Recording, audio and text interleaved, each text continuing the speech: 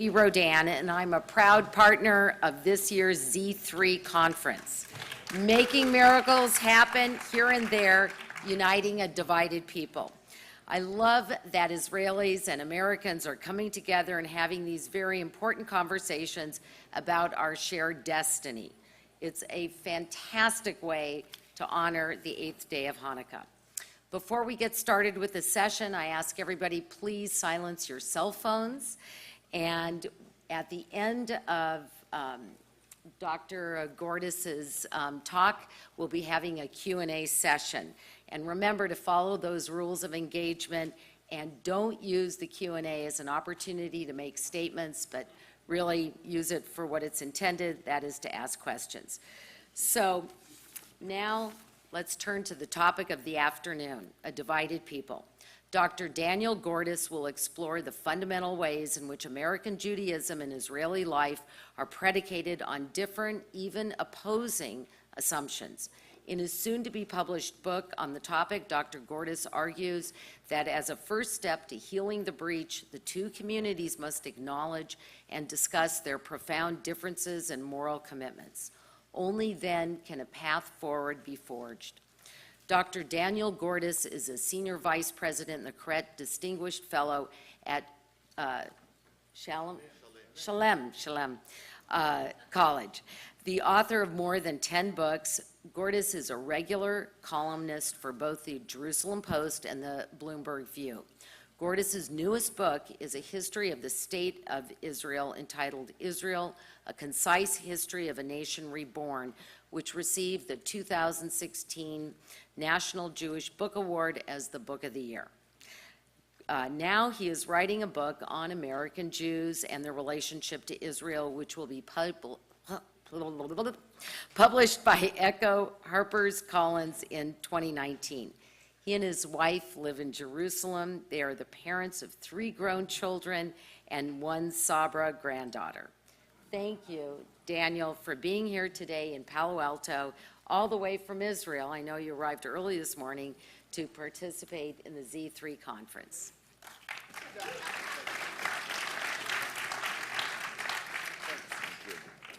Thank you very, very, very much. Wonderful to be back in the Bay Area and in Palo Alto. This is an extraordinary institution, and I'm very honored to be back at Z3 also, which I think is really a very unique institution across America, and to thank the Rodans for their instrumental role in this session, particularly, and in the conference as a whole. So here's what I would like to try to do, keeping my eye on the clock and trying to leave a little bit of time for questions and answers. I want to try to make an argument. That's the book that was just mentioned. It got cut off a little bit, but when you buy it, it'll have the whole thing. Here's the only thing. This. I don't really care if you read it as long as you buy it. But this is the great thing about America.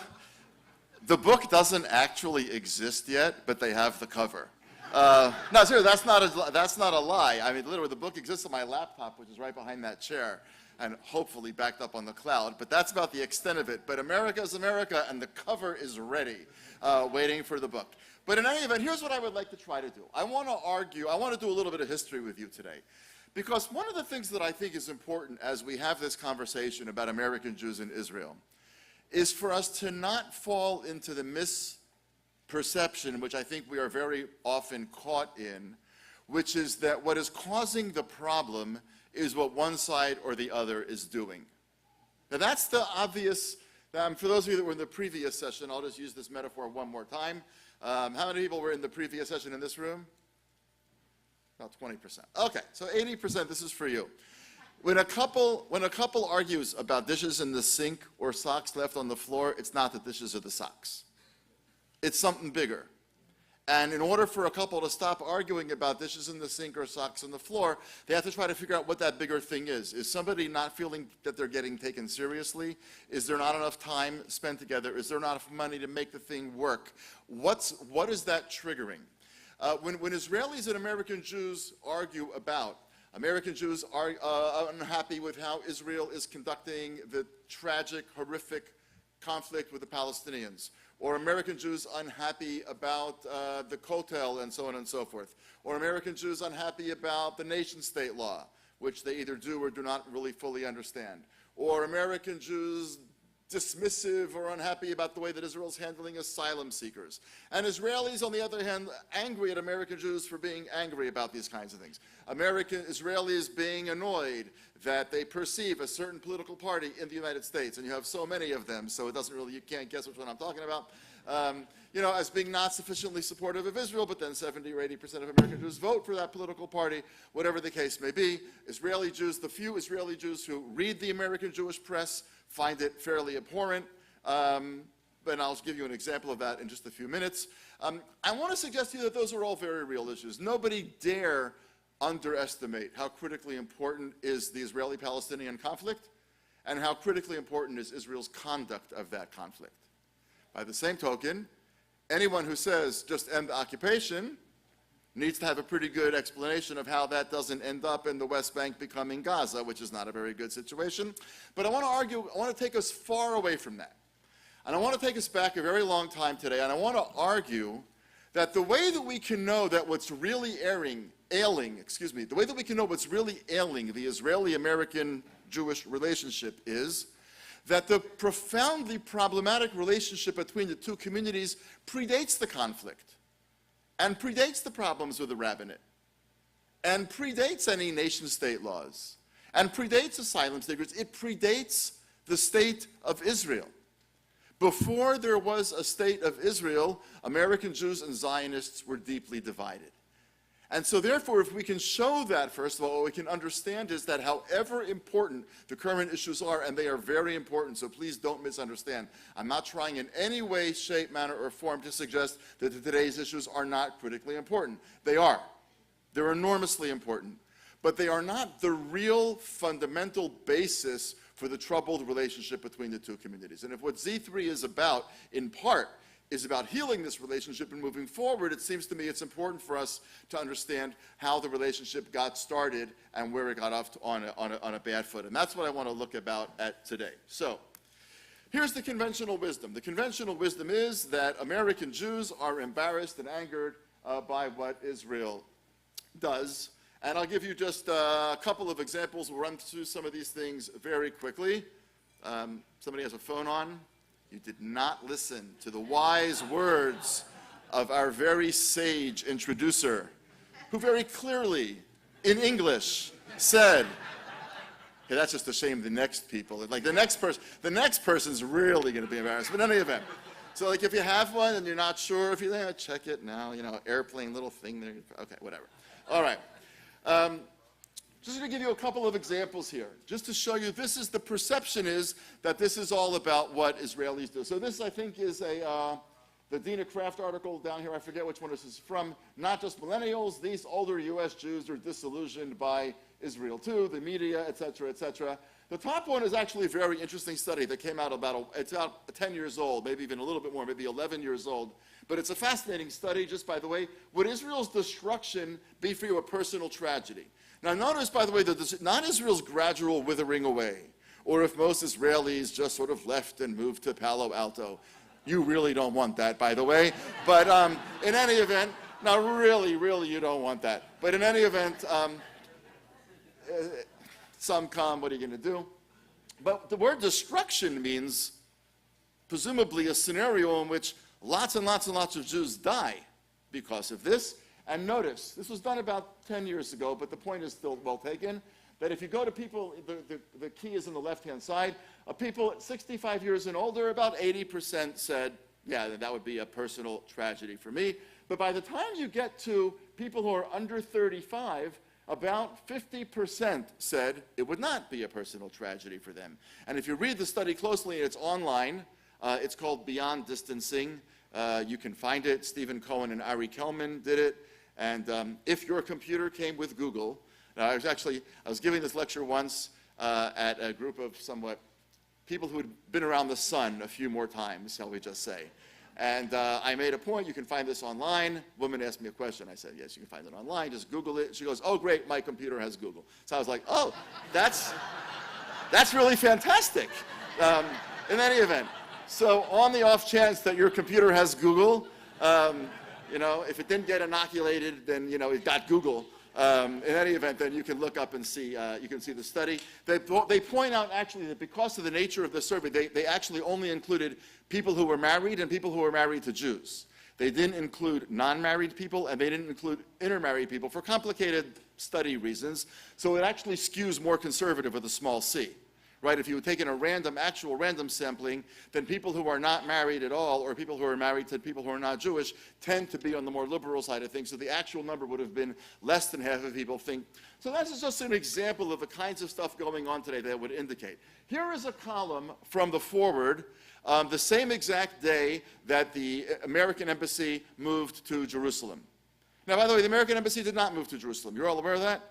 They just moved the sign. And everybody that used to work in Tel Aviv still works in Tel Aviv. And all the lines are still in Tel Aviv, but there's a big sign. The embassy's in Jerusalem. It's right around the corner from my office.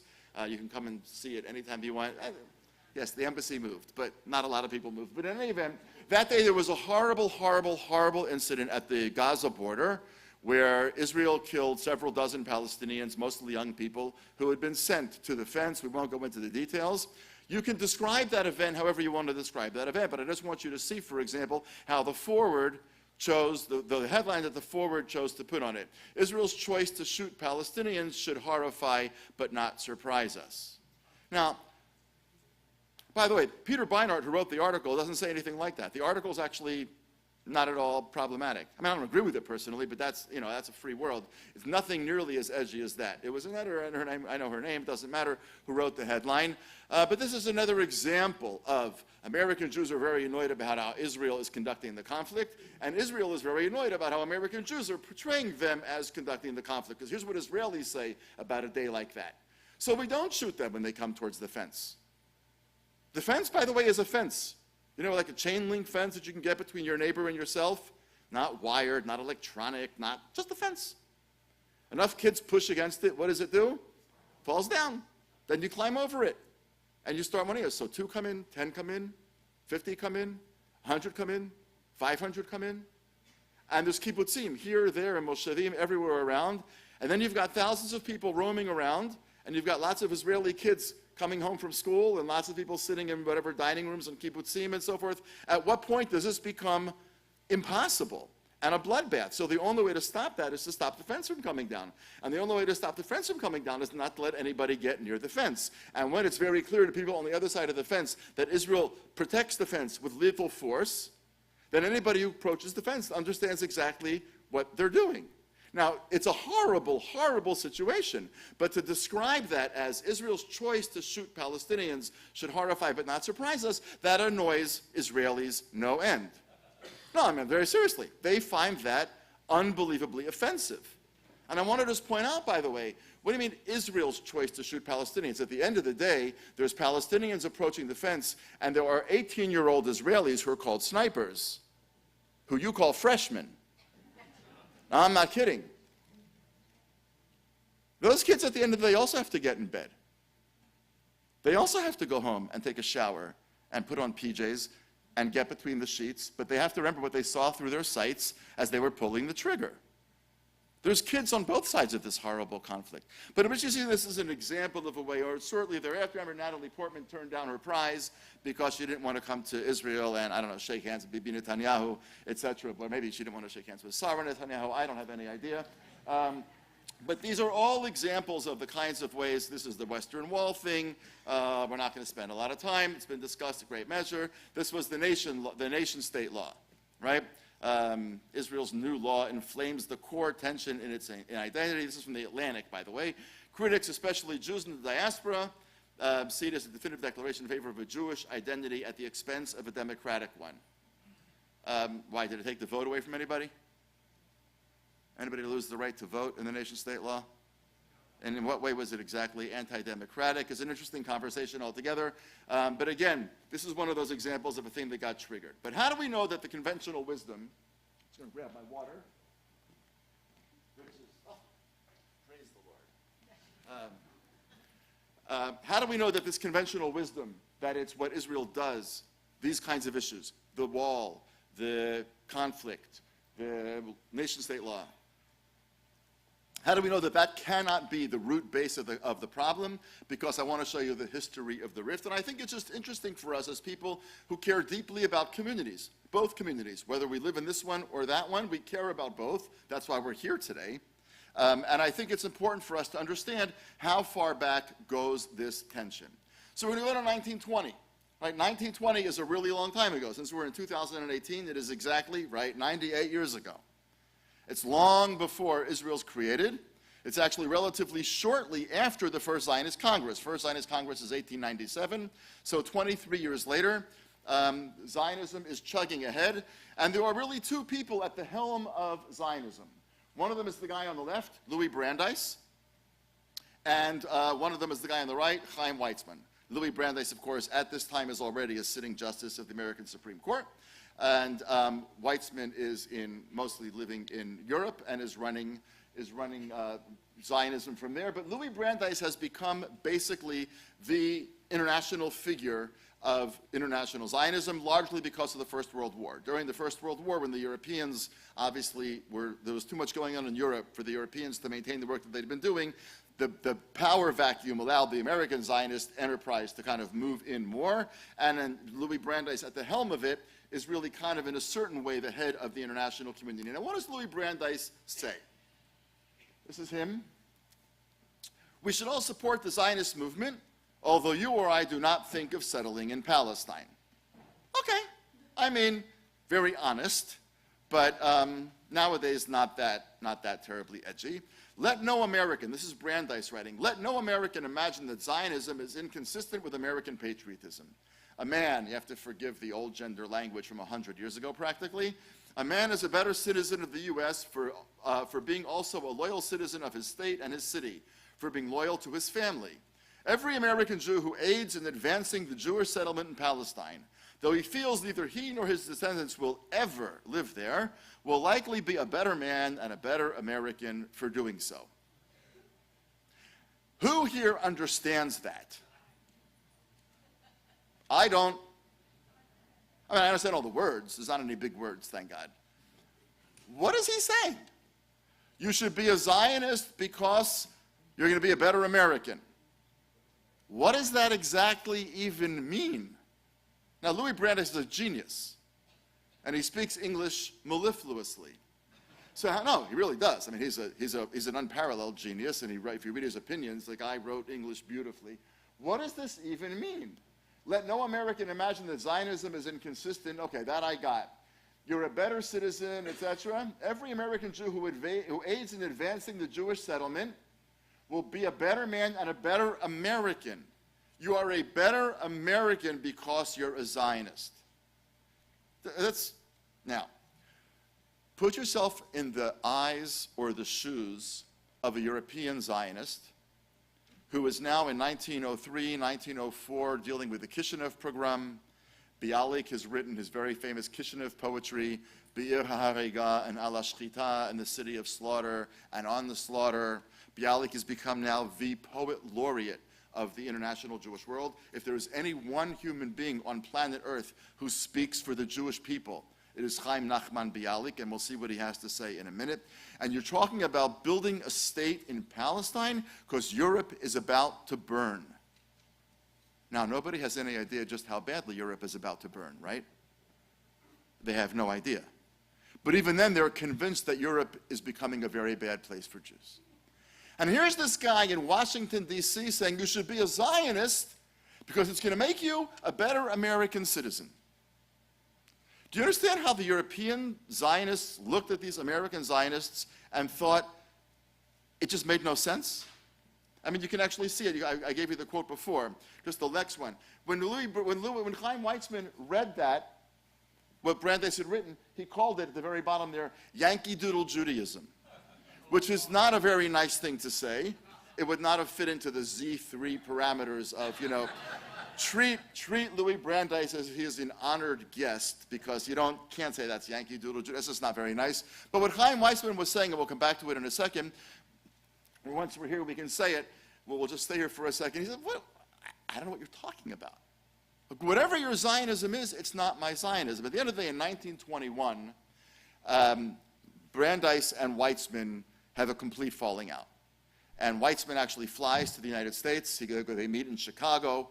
And at the end of the day, Weitzman wins, actually, and Brandeis is basically out. And most people, by the way, who know about Louis Brandeis today have no idea that he was at once at the helm of the Zionist movement. Because history was not rewritten, but the story was kind of told without Louis Brandeis's role in it. It's not that anybody denies it, but the story has just been kind of recrafted a little bit, and Louis Brandeis is not welcome. And Weitzman says shortly thereafter, there is no bridge between Pinsk and Washington. Pinsk was where Weitzman had not been quite born. He'd been born outside of Pinsk, but he was educated in Pinsk and lived around Pinsk, and D.C., of course, where Brandeis was working. And Weitzman said, there's no bridge between our communities. There's just, you're talking about some theoretical construct of it's a good thing to be a citizen and a patriot, and I don't know what the hell you're talking about. We're trying to build a country because Europe is going to start to burn. And what do you mean no American Jew would ever dream of living there? Then what the hell is the point of the country? We're going to try to change Jewish history. And Jewish history means the Jews are going to stop living in exile. The Jews are going to go home. The Jews are going to rule themselves. What, you guys are not part of this? And Louis is saying, no, we're not really part of this. Now, why would Brandeis say something so seemingly out of touch where the Zionist movement was? You know who this guy was? Woodrow Wilson. Very good. Okay? This is a speech that Woodrow Wilson, believe me, the speech was much longer.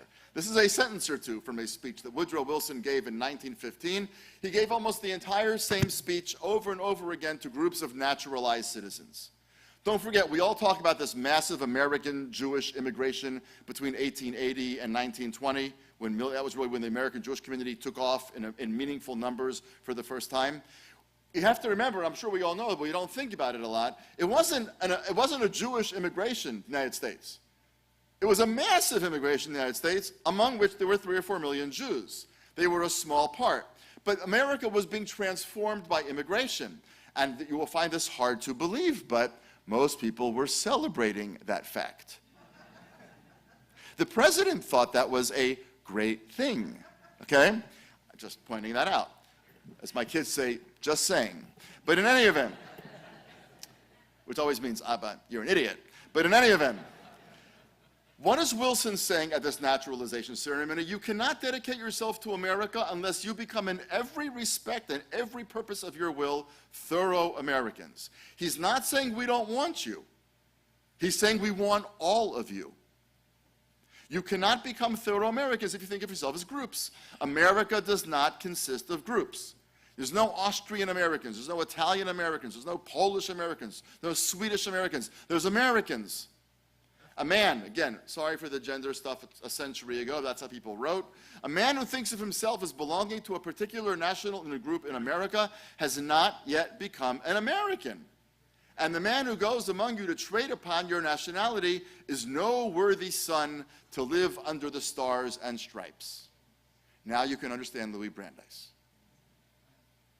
You can understand the impossible position that American Jews feel vis-a-vis the Zionist movement.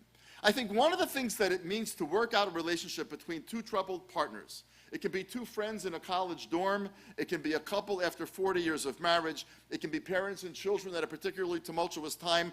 One of the things you have to try to understand is, where is that other person coming from?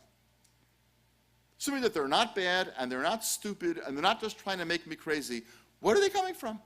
How do they see the world? Now, we can look at Louis Brandeis and say, what in the world was wrong with you, which is exactly what Chaim Weizmann said. But Chaim Weizmann did not do what Israeli Zionists need to do now, which is to say, let's understand what it was that American Jews were facing. American Jews were being issued an invitation to the most hospitable diaspora, welcoming community that they had ever known, but it had an entrance fee. And the entrance fee was, we want 100% of your loyalty. So 1915, Woodrow Wilson is giving that speech, and 1917 is the Balfour Declaration. Do you understand how impossible that is for American Jews? I want to suggest to you, by the way, that in a certain way, that has never stopped. The fear of being accused of dual loyalty has never completely gone away. There was a speech that Barack Obama gave at Addis Israel congregation in Washington, D.C., which some people read as a kind of an implicit something or other about dual loyalties if you didn't back him on the Iran deal. I'm not saying that I subscribe to that view of the Obama speech. I'm just saying that people that are not crazy thought that and said that. There was an article just in yesterday's Forward, which I actually think was not fair. But, Trump made some comment about Mike Pence. He loves your country and this country. He meant Israel. But so then the editor of the Forward said, Trump has now accused the Jews of loving Israel more than. Trump did not think that through. He just said, your country, this country, whatever. He's got a lot on his mind, and he didn't. That's the one speech that he didn't edit really, really carefully. Okay? You cannot edit everything you say all day. It's a hard job. Okay. But I want you to just understand that American Jews never chose out of nothingness to be at odds with the European Zionist movement. American Jews were in a very, very awkward position. This was a land of unprecedented opportunity, but the president was clear. If you're in, you're all in. So then what are you going to make of Zionism? So Louis Brandeis constructs a form of Zionism which makes it clear to Americans we're not going there, and we're doing it only so we become better American citizens. He's trying to be part of that game. Chaim Weizmann looks at him and says, I don't know what in the hell that even means, and says basically we're going to have a fight in Chicago and I'm going to win and you're going to be out, and we're never going to look back. But it's an example of neither side really trying to understand where the other side was coming from. European Zionists never understood the particularly problematic position that American Jews found themselves in, and I think American Jews never really quite gave a lot of credence to why Weizmann was so angry about all of this. Now this is 1920. 21 is the big break between Brandeis and Weizmann. The next break is going to come in 1950. I don't know how many of you remember now who Jacob Blaustein was, but Jacob Blaustein was in his time the head of the American Jewish Committee. The American Jewish Committee in that time was the unquestioned Central American Jewish body. Nowadays there's all sorts. There's JFNA, there's all these different organizations, and depending on there's American Jewish Committee, there's American this, that. Back then the AJC was the towering, all-powerful organization. There were many other organizations, but the AJC was the towering one. And the guy sitting down there looking down, not looking up so carefully at him, is David Ben-Gurion, who is the prime minister of a state, albeit a small one. And Jacob Blaustein is the head of the American Jewish Community. David Ben-Gurion, as you probably are aware, and I'll get you to not look for a second, David Ben-Gurion was not shy.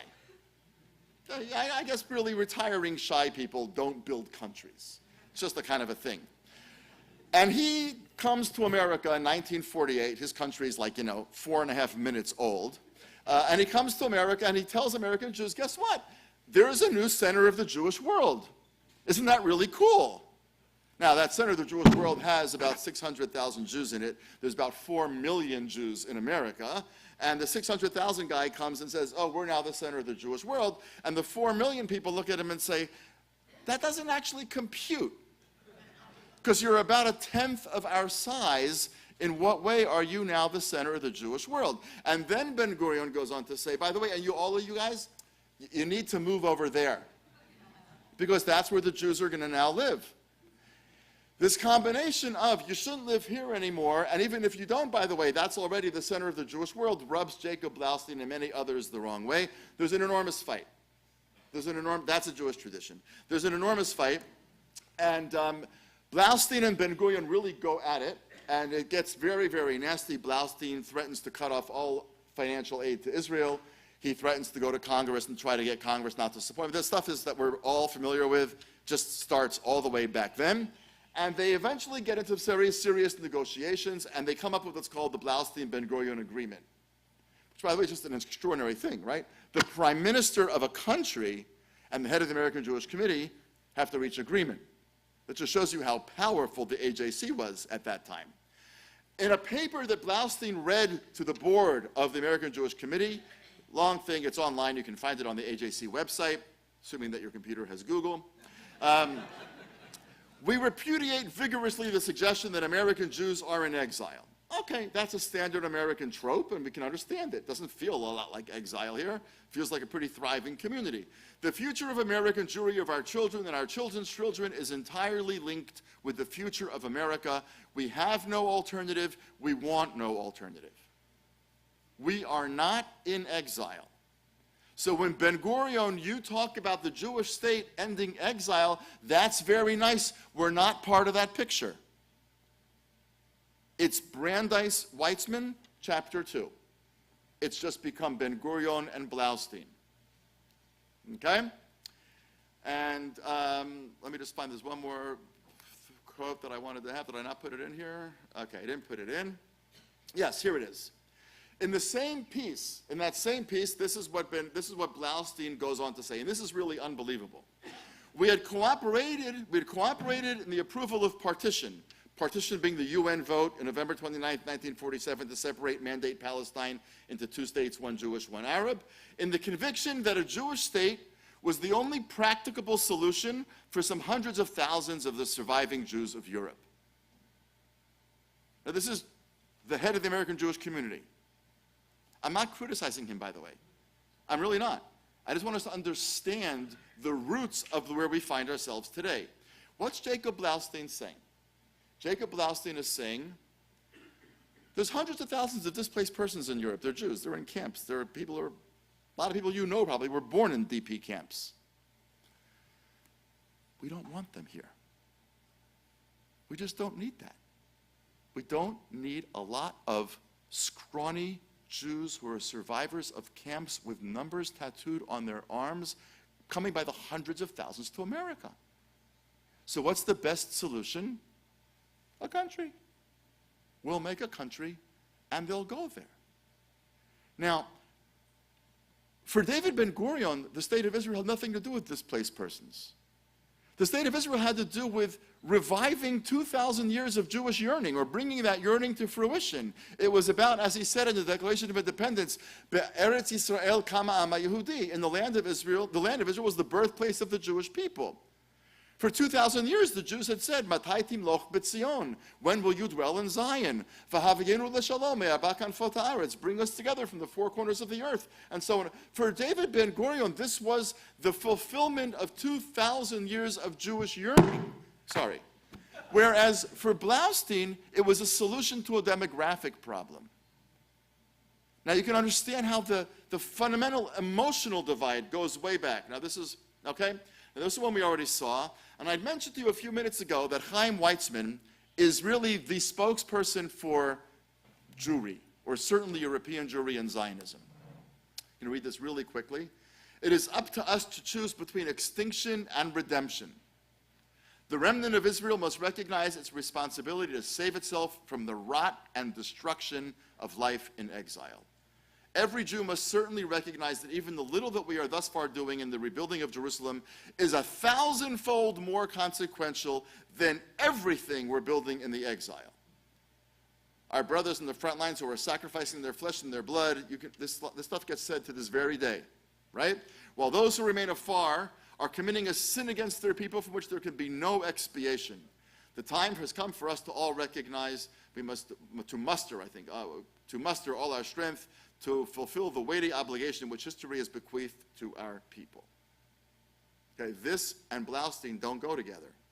This is the poet laureate of the Jewish people. Blaustein is the head of the American Jewish community. You can see again the big divide. Ben Zion Dinur, not a very well-known guy, but in Israel he's much better known. He became the minister of education eventually. This, though, he wrote before Israel was created. What is the ideological basis of Zionism? First and foremost, it is denigration of the exile. What are we about, we Israelis? What's our fundamental raison d'etre? We're about telling the exile that it sucks. Everything else, rebuilding a language, educating a youth, having an army, having an orchestra, high tech, all that, that's secondary. We're really in the business of telling the exile that it is to be denigrated. To understand the exile and to teach our students about the various characteristics of exile from Egypt to our own time, and to make clear the accommodation and the inauthenticity at the heart of exile. Zionism, I'm skipping, is a revolution against exile, a declaration of war on it. the first requirement for victory is to know the enemy, which is Jewish life in exile. That's hard stuff. And if you're American Jews in the 1920s, 1930s, when he's writing this stuff and you read that, you want to run the other way. Because it doesn't feel like this is that kind of exile. Because it's not. It doesn't feel like this is the enemy of the Jewish people. Because it's not. And what I want you to see, this is long before there's a conflict with the Arabs. It's long before there's a conflict with the Palestinians. This is long before there's an ultra-Orthodox rabbinate that talks about conversion and Reform rabbis and conservative rabbis. This is long before any of that stuff. These two communities were on opposite sides of profound divides for as long as we can possibly go back. And I put this particular picture along with that quote with Blaustein because this picture has become an iconic picture in Israel. And this is not about DP people having they were coming actually from Bergen-Belsen, these particular people. But it's a real picture. I mean, it's not, it wasn't staged or anything, right? They're still wearing the, whatever they call that, I don't want to call it clothing, but whatever they were given to wear in the camp. Calling it clothing, I think, is just not the right thing to call it. And they're holding this makeshift flag. It's about rebirth. It's not about a place to stow them because there's no place else to put them. It's about the rebirth of the Jewish people. And by the way, what's the symbol of the state of Israel? It's not a bald eagle. Menorah. How many different designs of the menorah over the last 2,000 years would you guess Jewish artists have done? A lot or a little? A lot, correct. Which one did Israel take? Israel took the menorah right off of the Arch of Titus. Because what Israel was trying to say when it picked its symbol was, Titus took the menorah out, we're putting it back in. The image on the left is exile, is the Jews being marched out of Jerusalem into Roman exile. Israel is about the undoing of exile. In other words, even the image of the menorah which Israel picked, notice the blocks at the bottom, and so on and so forth, right? And we have no idea if that's what the menorah looked like. But Israel took the image of the menorah that was specifically that image, that rendering of Rome exiling the Jews as a way of saying, yeah, they took the menorah out and we're bringing it back. Israel is the end of exile. Think what Bialik is saying. Think what Ben Zion Dinur, who we just saw, is saying. And then on the other side, listen very carefully to Louis Brandeis and listen very carefully to Joseph Blaustein saying, but we're not in exile. The disconnect is as old as the country. Okay? Now, this is not a who's right, who's wrong. That's what I want to make that clear. This is not who's right, who's wrong. This is, we can't fix this until we understand where each side is coming from. American Jews need to understand that Israel was born out of a revolutionary zeal. Zionism is a revolution. Zionism is the national liberation movement of the Jewish people. It's exactly what it is. And you don't build a country against all odds unless you're a fanatical, maniacal, single-minded, purposed person or movement. And that's what these Zionists were, to their great credit and their great detriment. Every revolution has that. The American Revolution had that. Hungarian Revolution had that. French Revolution had that. The American and Israeli revolutions, by the way, are two of the very few revolutions that did not end up in bloodbaths afterwards. Everybody killing everybody who imposed everybody. America had almost none of it. Israel had almost none of it. A little bit, but not a lot. I mean, obviously, France had years and years and years of it, and so on and so forth. So this tension goes way back. And I want to do this relatively quickly, and then I want to open it up for a little bit of time for questions. I want to bring you to one other instance, which will shock you, I think, but to show you again how deeply rooted is this tension between the two communities. 1960, what's the big event in Israeli history in 1960? He's in a movie now. Eichmann. Okay? Eichmann. Eichmann is captured by the Mossad in Argentina in 1960. And then he's holed up there for a while, then they have to wait, then they whisk him out of the country, etc., etc. In 1960, David, there's a rumor one day around the Knesset that Ben-Gurion's going to make a big announcement. And you can't get a spot in the Knesset. I mean, it is wall-to-wall people. Nobody knows anything about what he's going to say, but the rumor is it's big. And sure enough, Ben-Gurion walks in and he reads this very brief statement. I have to tell you that Israeli security forces have located Adolf Eichmann, who was the ranking at that point, the highest ranking Nazi official still alive, etc., etc. He has been brought to Israel where he will stand trial, where he was eventually convicted and then executed. Okay, and then Ben-Gurion turns around and walks out of the Knesset. And from the people who were there who describe it, the Knesset was silent. Nobody said anything. The enormity of that. Half across the world, for the first time, if you were an enemy of the Jewish people, there was nowhere you could hide. We would get you. What having a Jewish state meant was you can't kill Jews with impunity anymore. It's over. And afterwards, 1960, a huge percentage of the members of the Knesset had lost family members in the Shoah. A huge percentage of the people in that room who were not members of the Knesset were survivors or had lost family in the Shoah. This was as personal could be. And the Knesset is silent. And then all of a sudden, according to those who were there, it erupted in thunderous applause, which went on for a very long time. That's Ben-Gurion's statement. Joseph Proskauer, who had been the head of the AJC right before Jacob Blaustein, he called it a Jewish catastrophe that Israel had captured Eichmann. Eichmann, he said, had committed unspeakable crimes against humanity, not only the Jews. So by virtue of what? Are the Jews getting him? He was a bad guy to everybody. Erich Fromm, not as well known now as he was back then, but he was a leading psychoanalyst of his time and kind of a very well-known Jewish figure. This was an amazing quote, actually. He called Israel's getting Eichmann an act of lawlessness of exactly the type of which the Nazis themselves have been guilty. Now, whatever you want to say about kidnapping one guy from Argentina, that's a pretty powerful statement. And he says, although there are many great Jews in Israel, the Israeli government has no authority to act in the name of some imaginary Jewish ethnic entity. 2 points there. Number one, a Jewish ethnic entity is completely imaginary. Jews are an ethnicity. We're in America. What are Jews? We're a religion. There are Catholics, there are Protestants, and there are Jews. There's no Muslims in America back then, for all intents and purposes. And Will Herberg, right around that time, writes a book about American religion, which he calls Protestant Catholic Jew. That's the title of the book. Okay?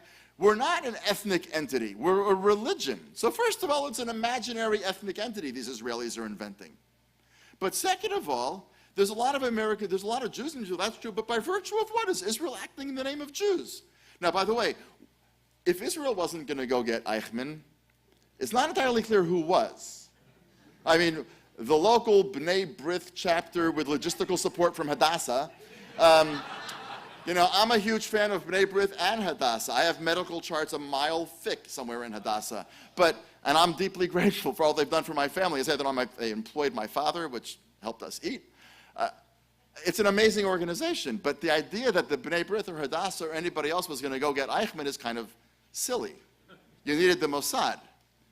Rabbi Elmer Berger, who's the guy it looks like he's coming off of some 1960s detective show. Just the facts, ma'am. But in any event, he was America's leading anti-Zionist rabbi, vehemently anti-Zionist. Jewish nationalism tends to confuse our fellow men about our place and function in society and diverts our attention from our historic role to live as a religious community wherever we may dwell. Religious community. In other words, Jewish nationalism, i.e. Zionism, blurs and obfuscates the fact that we are a religious community. And he called capturing Eichmann, quote, a Zionist declaration of war against American Jews' claim to equal citizenship. Okay, now, class, how well did Ben-Gurion take to people like Proskauer, Fromm, and Elmer Berger? Was he kind of, well, I can understand where they're coming from? No, that was not David Ben-Gurion's strong suit. Remind you, David Ben-Gurion wasn't a member of the Likud. He was the liberal, leftist, socialist, Labor Party guy, okay? Just remember that. Every time I want to say, oh, Israel's got this nasty right-wing government that hates American Jews, so do the left-wing governments, okay? He was not a happy camper. I don't know that this scowl came at exactly that moment, but I looked far and wide for a picture of Ben-Gurion which was appropriate to the tenor of the moment. And he said this, Jews living outside of Israel are godless and violent. By the way, he didn't believe in God, but okay. But when he was really, really mad at American Jews, he invoked God nonetheless, okay? And violated the precepts of Judaism every day they remained awake, because the Talmud says that whoever dwells outside the land of Israel is considered to have no God. 6 months later, the 25th Zionist Congress, amazingly enough in Basel once again, he is still mad. See, he's consistent. He says, Judaism of the United States is losing all meaning.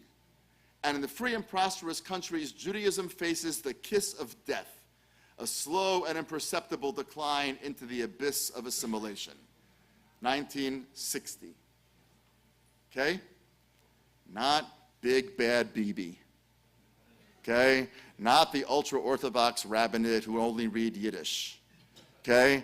This is David Ben-Gurion, the guy who picked oranges on the kibbutz. The guy who loved his wife except for the times that he didn't. You know, he was mostly in love with her in any event. Right? This is David Ben-Gurion, the hero of American Jewish life, the socialist, the liberal, the pluralist, the anti-religious. He also had the same attitude. Now, here's what I want us to understand. There are many, many other examples that could be given. There's many, many other examples that could be given, but I wanted just to kind of give a bit of historical framework to where it is that we find ourselves when we have this conversation. And I really believe that as extraordinary as this movement is, and transforming a conference into a movement, there's precedent for that. Because the Jews once transformed a book into a movement, right? Herzl wrote The Jewish State in 1896. He had a conference in 1897. And exactly 20 years later, which is not a long time, 1917, Britain issues the Balfour Declaration. So this idea that Z3 can become a movement is actually in the very great tradition of Zionism, of ideas becoming movements. So I say the following out of great respect and admiration for the goal here of trying to transform what has become a years-long tradition now into a movement to make change. It can actually be done. But it can only be done if we really understand what we're up against. And it's got nothing to do with the Palestinians, although the Palestinians is a critical issue. Don't get me wrong. It's got nothing to do with the ultra-Orthodox rabbinate, who I dislike every bit as much as you do. And it's got nothing to do with all of those other issues, all of which are important. This goes back as far as one could possibly go. As far as one can go back, almost at the very beginning of Zionism, American Jews find themselves in an unbelievably untenable position. This is a country, what did I steal? Screen. Oh, no, I turned it off. See, I got it all under control here. I got like the high-tech, we're like the startup nation, man. Okay. All right. You see? We're going to bring some technology to the Silicon Valley. You know, you guys, you're getting a good start. It's a good start. We're going to bring you Google. We're going to bring you a lot of things. And I got him. It's little Herzl. He's just taking, no, I'm sorry. Herzl is just taking a rest. We'll come back to him in a minute. Okay, they didn't know that I knew about that B key on the PowerPoint thing. You know, we are so cutting edge in America, in Israel. In any event, American Jews and Zionism are at odds with each other for good reasons from the very, very get-go. American Jews have an invitation here that Woodrow Wilson is very clear. You got to be all in or you're out. He doesn't say it like that. He's too classy. But that's what he's saying. You're all in. And you can't be something hyphenated. And so the Balfour Declaration comes in 1917 at exactly the same time, essentially. What are American Jews supposed to do? Israelis have never asked themselves that question. They've never tried to put themselves in the shoes of American Jews and said to themselves, what an impossible situation they're in. Instead of complaining that they didn't make Aliyah, instead of complaining that they don't know Hebrew, instead of complaining this, that, look where they are. And American Jews have never tried to understand fully, I think, that Zionism was born out of a revolution, and revolution is always fanatical and single-minded. That's what it takes to be a revolution. By the way, I'm actually now, for an unrelated reason, just watching Ken Burns' series on North Vietnam, on the Vietnam War, and we've seen it. It's unbelievably depressing and exceedingly well done. But the North Vietnamese were single-minded and utterly devoted, and that's why they won. Because there was just one thing that mattered, their land. They loved their land as much as we loved our land. And they weren't going to give up their land any more than we were going to give up our land. By the way, and Jabotinsky pointed out in 1921, when he wrote the Iron Wall, that the Palestinians love their land as much as the Jews love their land. Palestinians love Palestine the way that the Jews love Eretz Israel. That's a whole other conversation. But the point is that it was a revolution of single-minded purposefulness. And when you're a revolutionary, the people who are not willing to be as revolutionary as you are just extra deadweight, and they have to get cast aside. And that's where Z3 comes in. Z3, it seems to me, the first part of Z3, Z3.A or something, needs to be, let's try to understand each other. Let's understand where the other's coming from. So when Israelis tend not to give all that much weight politically to the Kotel, which we talked about in the previous session, it's because what they first want to make sure is that their kids are not going to go to war needlessly. I have a son who is far to the left of me. Far. Did I say far? Far to the left of me. Not as far as my daughter, but that's her husband's fault. And my son, who is far, very good, to the left of me, came home a couple weeks ago, and he and his girlfriend came over for Shabbos, and he said, you know, I had a thought today that shocked me. I said, okay. Usually it means I've just started dating a wonderful girl named Fatima. I was like, oh, that's great, Avi. You should just really be happy. All Ima and I want is for you to be happy, you know.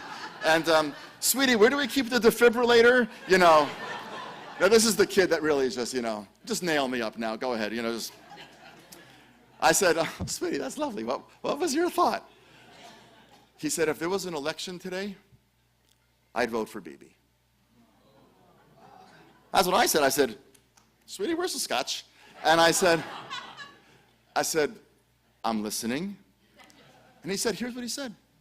Because if it had been Bennett or Lieberman, we'd be at war. I remember 2 weeks ago, 3 weeks ago, Israel came this close to going to war. Remember? I mean, like this close. If it had Bennett or Lieberman, we'd be at war. And if it had been Avi Gabai, who's the head of the Labor Party, or Yair Lapid, said we'd be at war. Because they would have to prove that they have what it takes to go to war when the people wants to go to war. And the people wanted to go to war. Most people, or a lot of people. We had a sofa delivered the next morning, and the guys who delivered it looked like hell. And as they were getting it out of the truck and getting ready to carry it up the stairs, I said, you okay? And he said, yeah, well, we live in Sderot. And I said, they were like young, they were not even yet 30. And I said, you didn't get a lot of sleep? He went, what, a lot of sleep? We were in the shelter all night long. I said, everybody from the building? He said, yeah, 30-something people. I said, mattresses? He said, what mattresses? The siren was going off every 45 seconds. Where are you going to go get a mattress? He said, we sat, you know, Indian style, on the floor, all night long, on the concrete, waiting for it to be over. I said, you guys have kids? And he said, no, my wife won't have kids as long as we live in Sderot. She said, that's no way to raise kids, and we can't afford to leave Sderot. And then he said to me, Kacha yefshar lichyot. You can't live like this. It took, said my son, there's only one guy in Israel who could have kept Israel out of war. Bibi.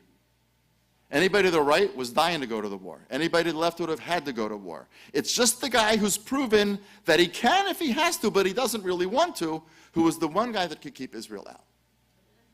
Now, you ask yourself, when Israelis elect him again next time, one possibility is because Israelis have lurched crazily to the right.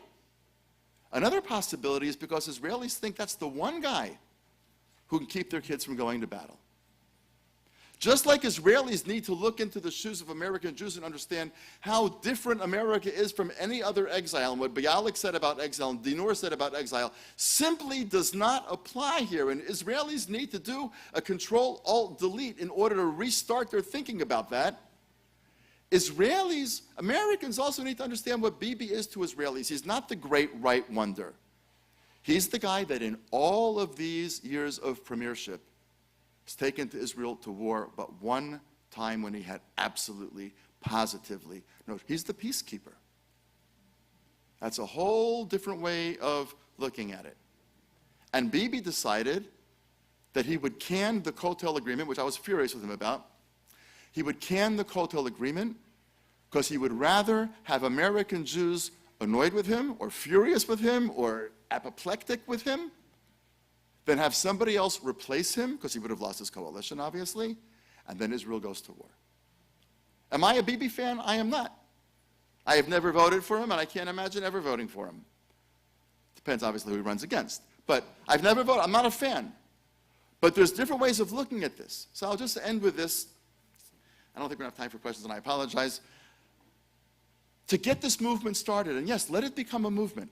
It should become a movement. From here, we can transform the Jewish world. We can only do that if we learn to look at the world through each other's lenses. To understand that this goes way, way, way back. Because each community was responding to different challenges. Each community was responding to different opportunities. Each community was built out of people with very, very different backgrounds.